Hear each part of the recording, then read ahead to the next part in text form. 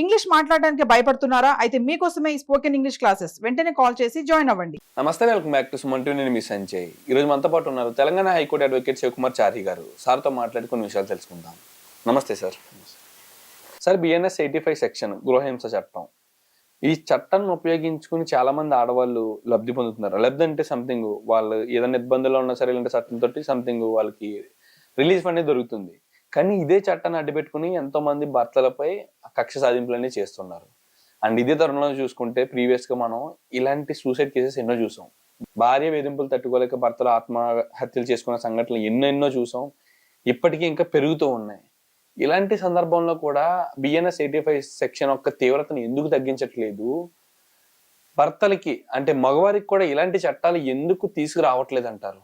యాక్చువల్గా దీని మూలాలకు మనం వెళ్ళగలిగితే, మూలాలు అంటే మన తాతలు తండ్రులు చేసిన తప్పులకి వచ్చిన సెక్షన్ 498A ఐపీసీలో 85 ఆఫ్ బిఎన్ఎస్. అవును. ఓకే, ఎందుకంటే అప్పట్లో సతీ సహగమనం అని, అవును, భార్యని కిరోసిన్ పెట్టి పోసి అంటబెట్టడం కానీ, విపరీతంగా అత్త కానీ భర్త కానీ విపరీతంగా హింసించి వాళ్ళని విపరీతంగా టార్చర్ కి గురి చేసిన తర్వాత మహిళలకి అనేది ఒక రక్షణ కల్పించాలని చెప్పేసి మన యొక్క పార్లమెంట్ యొక్క సెక్షన్ ని తీసుకురావడం జరిగింది. సో భార్య భర్తలకు సంబంధించిన అఫెన్సెస్ ఏం జరిగినా ఒక భార్యని విపరీతంగా, అప్పట్లో ఆ సినారియో ఉండేది, అత్త మామ కోడలు ఆడపిల్లలు ఇట్లాంటి వాళ్ళందరూ కలిసి వచ్చిన కోడల్ని టార్చర్ చేయడం, ఇదంతా అప్పటికి రెగ్యులర్ కమ్యూనికేషన్ లో వినిపించేది. అవును సార్. కోడల్ని ఇట్లా చేశారంట, ఆమె ఇట్లా అనిపోయిందంట, ఆమెని ఉరేష్ చంపడం, లేకపోతే ఇట్లాంటి అఫెన్సెస్ చాలా చూసినాం. సో అట్లాంటి అఫెన్సెస్ అన్ని విని విని విని విని విని అదొక చట్టంగా ఏర్పడ్డది. సో మహిళలకి ఒక భద్రత తీసుకురావాలని చెప్పేసి ఈ యొక్క 498 కానీ, ఇప్పుడు వచ్చిన సెక్షన్ 85 ఆఫ్ బిఎన్ఎస్ కానీ, ఇట్లాంటి చట్టాలు అనేది ఏర్పాటు చేసారు. ఎందుకు? ఆడవాళ్ళకి సెక్యూరిటీ. అప్పట్లో ఇట్లా జరిగింది. ఏంటంటే ఈ యొక్క చట్టాన్ని అడ్డు పెట్టుకొని హస్బెండ్స్ ని టార్చర్ చేయడంగా ఇప్పుడున్న మహిళలు 100లో 90% వరకు ఉపయోగిస్తారు.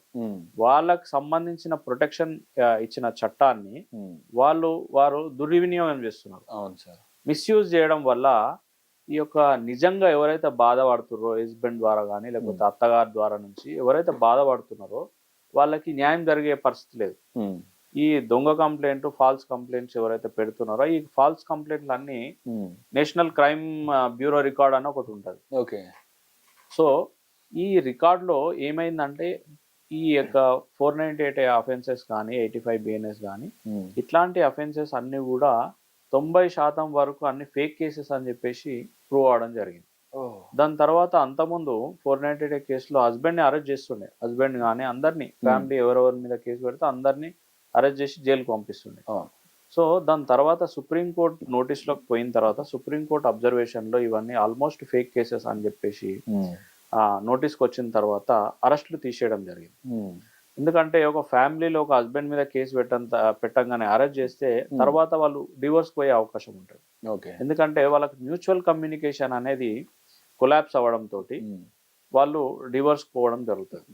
సో ఇట్లాంటి సందర్భాలలో వాళ్ళని అరెస్ట్ ఎందుకంటే ఏ చట్టమైనా సరే వాళ్ళ యొక్క డెవలప్మెంట్ గురించి ఆలోచించాలి కానీ వాళ్ళ యొక్క జీవితాలు చిన్న భిన్నమయ్యే విధంగా చట్టం ఉండకూడదు అని చెప్పేసి ఈ ఒక నోటీస్ ఇచ్చి వాళ్ళకి కౌన్సిలింగ్ ఇచ్చి వాళ్ళ పర్సనల్ గా మోటివేట్ చేసి పర్సనాలిటీ డెవలప్మెంట్ చేసి వాళ్ళు తర్వాత వాళ్ళ సంసార జీవితం మంచిగా ఉండాలనే ఒక ఉద్దేశంతో ఒక కౌన్సిలింగ్ అనేది ఏర్పాటు చేసింది. దాని తర్వాత ఈ యొక్క అరెస్ట్లు తీసేసింది. సో ఇట్లాంటి సందర్భాలలో చాలా మంది మహిళలు వాళ్ళ యొక్క స్వార్థపూరితమైన ఆలోచనలతోటి వాళ్ళ యొక్క పర్సనల్ గెయిన్స్ కోసం ఒక హస్బెండ్ మీద కంప్లైంట్ పెట్టి వాళ్ళు టార్చర్ చేయడం, లేకపోతే ఇట్లాంటి ఇబ్బందులకు గురి చేసి వాళ్ళ యొక్క మనీ గెయిన్ చేయడం కానీ, లేకపోతే వాళ్ళకి అవసరాలు తీర్చుకోవడం కానీ ఇట్లాంటివి చేస్తూ ఉన్నారు. సో ఇప్పుడున్న సందర్భంలో ఇది ఒక బిజినెస్ అని కూడా చెప్పుకోవచ్చు. ఒక పెళ్లి చేసుకొని అవతల హస్బెండ్ ని ఒక టార్చర్ ఒక కేసు పెట్టేసి నాకు ఇంత లంసమ్ ఇస్తే నేను ఈ కేసు క్లోజ్ చేసుకుంటా అని ఒక సందర్భానికి ఒక బిజినెస్ లాగా మారిపోయింది ఇప్పుడున్న సందర్భంలో.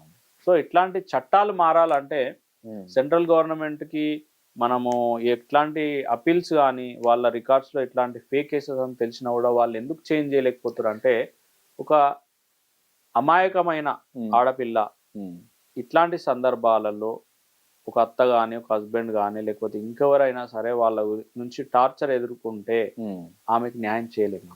అంటే సార్ ఎగ్జాక్ట్లీ ఆ చట్టాన్ని తొలగించకపోయినా సరే మగవాళ్ళకి కూడా ఇదే తరహాలో కఠిన చట్టాలు ప్రవేశపెట్టి మగవాళ్ళపై కూడా ఇలాంటి తరహాలో ఏమన్నా ఇబ్బందులు ఎదుర్కొంటే కఠిన శిక్షలు ఎదుర్కొంటారని చెప్పేసి అలాంటి చట్టాన్ని ఏమన్నా ప్రవేశపెడితే దాని వల్ల కూడా ఇలాంటి సంఘటనలు తగ్గే అవకాశం ఉంటుందేమో. అంటే ఇక్కడ ఒకటే మనది పురుషాధిక సమాజం, ఓకే, మేల్ డామినేటెడ్ సొసైటీలో ఎవరైతే బాధింపబడతారో వాళ్ళకి చట్టం ఉంటుంది, ఎవరైతే బాధ పెడతారో వాళ్ళకి చట్టం ఉండదు. సో అట్లాంటి సిచ్యువేషన్స్ నుంచి చట్టాలు క్రియేట్ అయినాయి కాబట్టి దాని తర్వాత ఇట్లాంటి చట్టాలు ఏదైనా హస్బెండ్కి సంబంధించిన ఫేవర్ గా చట్టం చేస్తే ఒక అమాయకమైన ఆడపిల్ల ఇబ్బంది పడుతుంది అనే ఒక ఉద్దేశం ఎవరైనా ఆలోచిస్తారు. సో ఒకవేళ మన లా అంటే ఒక స్లాబ్ మీద ఏ స్లాబ్ మీద బేస్ అయి ఉంది అని అంటే 100 మంది దోషులు తప్పించుకున్న ఒక నిర్దోషికి శిక్ష పడద్దు అనే ఒక కాన్సెప్ట్ తోటి మన లా ఉంటుంది. అవును సార్, అవును.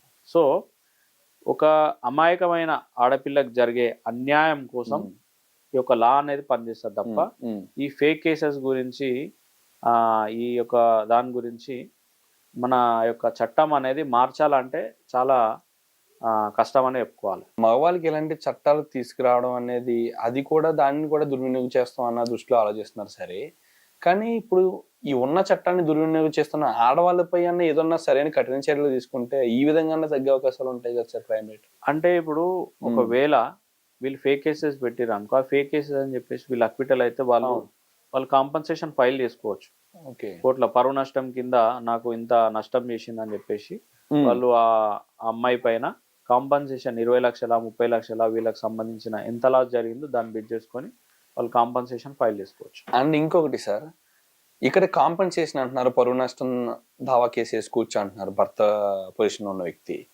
కానీ ఇక్కడ ఇదే సందర్భంలో చూసుకుంటే కోర్టు యొక్క విలువైన సమయాన్ని కూడా వాళ్ళు ఉపయోగించుకున్నారు, దుర్వినియోగం చేశారు.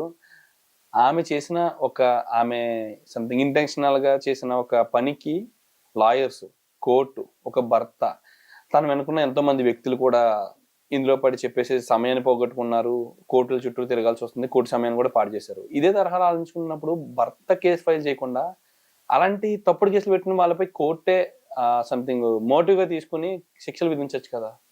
సుమోటోగా అంటే ఏ కేసు అయినా సరే విన్ ఆర్ లూజ్ అంటే ఒక కేసు గెలుస్తారు, ఒక కేసు ఓడిపోతారు. ఓడిపోయినంత మాత్రాన వాళ్ళపైన కేసు పెట్టాలని కానీ లేకపోతే గెలిచినంత మాత్రాన వీళ్ళని ఏమనొద్దు అనేది కానీ ఎక్కడ కూడా లేదు. వాళ్ళకు ఛాన్స్ ఏంటంటే నెక్స్ట్ పై కోర్టుకు అప్పీల్కి వెళ్ళే అవకాశం ఇచ్చింది కోర్టు.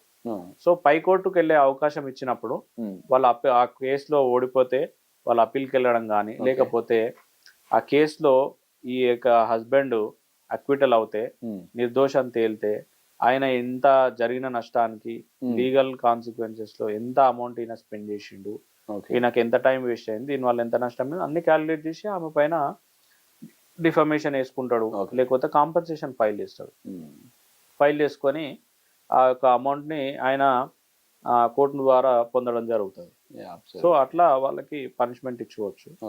తర్వాత ఏమైనా ఫేక్ కేసెస్ ఇట్లా ఫైల్ చేసినా ఫేకా లేకపోతే నిజంగానే ఆమె నిజమైన కేసు పెట్టిందా అని తేలాలంటే అది ఆల్ అబౌట్ ఇన్వెస్టిగేషన్ ప్రొసీజర్. అవును సార్. సో ఆ ఇన్వెస్టిగేషన్ ప్రొసీజర్ జరుగుతూనే ఇది నిజమా అబద్ధమా అనేది తెలుస్తుంది.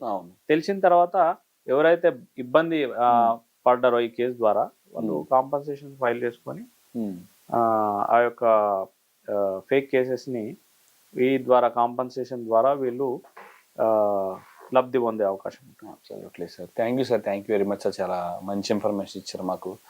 అండ్ వన్ థింగ్ చూసుకుంటే సార్, ఇక్కడ సమాజంలో ఇంకా అమ్మాయిలపై కూడా ఇలాంటి సంఘటనలు జరుగుతూ ఉన్నాయి, జరగట్లేదని అనగలేము.